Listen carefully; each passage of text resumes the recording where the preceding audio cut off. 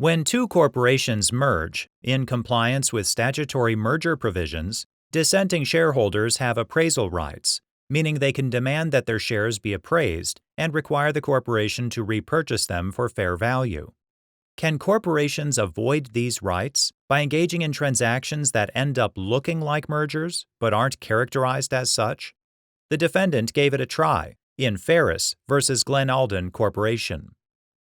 Farris was a shareholder in Glen Alden, a corporation engaged primarily in coal mining. Glen Alden entered a reorganization agreement with List Industries Corporation, a holding company owning interests in a wide variety of businesses, including movie theaters, textile companies, and real estate. Under the agreement, Glen Alden would purchase List's assets in exchange for Glen Alden stock, which required Glen Alden to triple the authorized number of its shares. Glen Alden would assume List's liabilities and change its name to List Alden. List would be dissolved, and List Alden would carry on the operations of both Glen Alden and List. The reorganization agreement was subject to shareholder approval.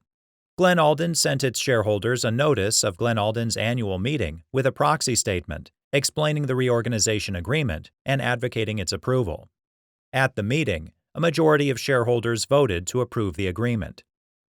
Farris sued Glen Alden, seeking an injunction preventing the agreement from going into effect. Farris alleged that the shareholders' approval was invalid because the notice of the shareholder meeting didn't comply with the merger provisions of Pennsylvania's business corporation law. Specifically, Farris claimed the notice didn't inform the shareholders that the agreement's true intent was to effect a merger of Glen Alden and List, and that the shareholders could dissent and exercise their appraisal rights. Glen Alden admitted to all the complaint's material allegations, but moved for judgment on the pleadings, arguing that the transaction was a simple purchase of corporate assets and that the shareholders had no appraisal rights.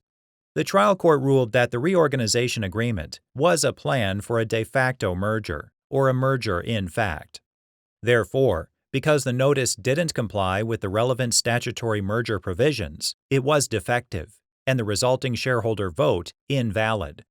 Glen Alden appealed to the Pennsylvania Supreme Court.